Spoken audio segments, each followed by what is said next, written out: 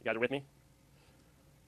So yeah, so the 49 billion gallons, sorry, I should just wait to the next slide. So this is between the 90 and 140 billion gallons. This is us cleaning up. This is the socially efficient amount of pollution to clean up. Sorry about that. This is the socially efficient amount of pollution to clean up. These are the costs, reducing the costs as we clean up, reducing the social costs, and this is giving up the welfare demand minus the variable cost as we go up.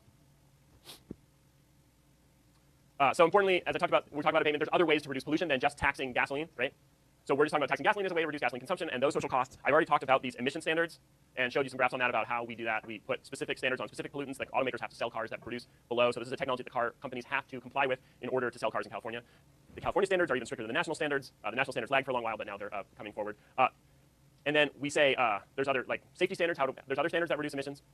And then avoiding congestion. There's a bunch of ways to reduce things that have to do with behavior change. Right? We have the diamond lane, we have casual carpool, we have ride share. The government's involved in all of these, right? Different ways to get people out of cars that aren't about price of gasoline. We have a whole bunch of ways to try and motivate people. Let people work at different hours, let people telecommute. A whole bunch of ways that our social marginal costs of cleaning up pollution are diverging from just the cost of gasoline. So in the chapter 10 world that we're in, we're talking about taxing the output. We're talking about this Pigouvian tax on, there's something that's causing pollution, let's reduce the level of that. Let's look at this where prices went up a whole bunch. We had a couple wars in important areas of oil production at that time, and there was a lot of people speculating. There was a big run-up in the global economy. So there's a whole bunch of reasons that the price of gasoline went up, but it went up by such a factor that it's like a way that we can model doubling the price of gasoline and look at the consumption as in terms of the entire United States. So we did this on the homework. We did this on the problem set. We've done this in the lecture previously. That's this Pigouvian tax on output. But for this class going forward, we want to keep thinking about this because I want to keep bringing in what it's going to be like to tax carbon. We're not ready to do this in a political sense. We're not ready, as you said, did people vote on these gasoline taxes? So we're not ready to vote on taxing carbon in this country yet. It's like a political third rail. We have climate change going on. We have a whole bunch of consensus around that, but it's very difficult for us to come to terms with the taxing carbon question. So we can talk about this in a whole bunch of different ways, but what this chapter is modeling is like what it would take us to add costs onto our transportation, like we're taxing carbon. So when we go into chapter 11, so previously in chapter 10, we did dollars per unit of output, but as we go forward, we can do dollars per unit of pollution. And previously, we were just doing quantity, but now we can do pollution down here. And if we're doing abatement, this is the full level of pollution. This is the zero intervention level of pollution. And this is us cleaning up pollution. Cleaning up, or we could just say reducing it. Better than cleaning up is just not emitting it in the first place. So when we go into chapter 11, we have some marginal cost of abatement. And we have some marginal benefits of abatement. As we clean up pollution, the costs are going to increase. The first units that we need to clean up are going to be cheap. The first units of pollution that we're going to ask companies to forego pollute less. And so the first units they need to clean up are going to cost at a lower level. As it goes up, their costs are going to go up, and they're not going to be able to forego those last units of pollution. It's going to get steep where they're like, well, we need some level of pollution. We need somebody driving somewhere in a truck or a car. We need to consume a little bit of fuel. The marginal benefits are this societal thing where we're cleaning up. So the first units are really helping us as we clean up, and then it's reducing. And as we clean up all the pollution, we're noticing it less and less, and the health effects are less and less. So this is us sort of setting the stage as we enter into chapter 11, thinking up how do we find the socially efficient point for how much to reduce pollution, right? And usually we're going to get a P star. So we could be in the first day of class. We're going to get a P star and a Q star out of this. We're going to say it would be efficient for our society to reduce pollution this much, and the price that we should be charging per unit of pollution, if we want to permit these power plants, or however it's going to be, is that there's some sort of dollar per unit of pollution price. We can talk about that a whole bunch of different ways, but just think about it in terms of like we have a supply curve, a demand curve, a price, and a quantity based on cleaning up power plants or something else. So a big one that we'll do is sulfur oxide. Sulfur dioxide, it's a big component in acid rain.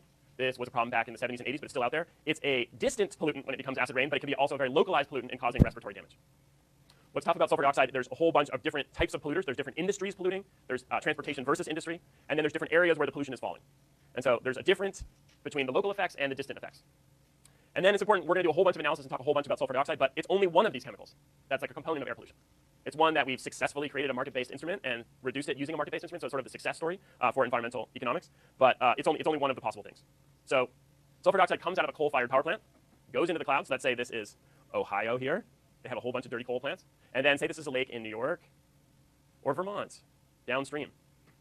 And so there's sulfuric acid in low concentrations that comes out in the rain in these lakes in Vermont. But the pH of these lakes in Vermont are changing over time. And the biodiversity, what can grow in those lakes, changes over time. One way they started to notice this was they were going to remote lakes and they were crystal clear, which sometimes we're used in California, but on the East Coast, like a healthy lake is like a rich chocolate brown because it's alive. It's full of organisms. And so their lakes were dying off. Remote lakes were dying off. And this wasn't the pollution that we were used to dealing with. We were used to like the big factory has a pipe that comes down into the river and there's some goo coming out and the fish are dying there. But in the acid rain case, this was like very, very pristine lakes in the mountains that were dying off. And it took a while to like this could causally be tracked back. If you listen to the carbon debates now, you could listen to the acid rain debates. How can you prove that my coal plant? I think you can fund some other study to say like I funded a different study to say that acid rain is not a problem. Scientific consensus was achieved. So here we're talking about sulfur dioxide. This is what we'll talk about a lot. electricity from coal. If we talk about transportation, this is the localized, so it's only 6% of sulfur dioxide emissions. It can still make a difference when you're in like a smoggy area. If your coal-fired electricity plant is in Arizona, but your car pollution is right in the middle of Los Angeles, local effects totally matter. And so we need to reduce things in each place. But our coal-fired electrical plants are largely in the Midwest as a social problem, and so we'll talk about that when we have the Clean Air Act. So I should wrap up. We're getting towards the end, but this is what happens in Chapter 11.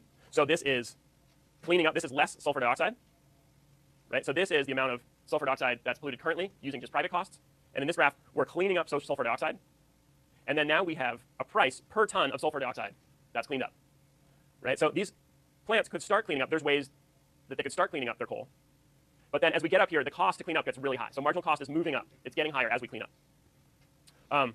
This stopping here means like this is the amount of pollution there is to clean up. Say there's like 9 million tons total. So if we have this efficient point, marginal benefit equals marginal cost gives us an efficient point. So it would be socially efficient to clean up 8 million tons of sulfur dioxide.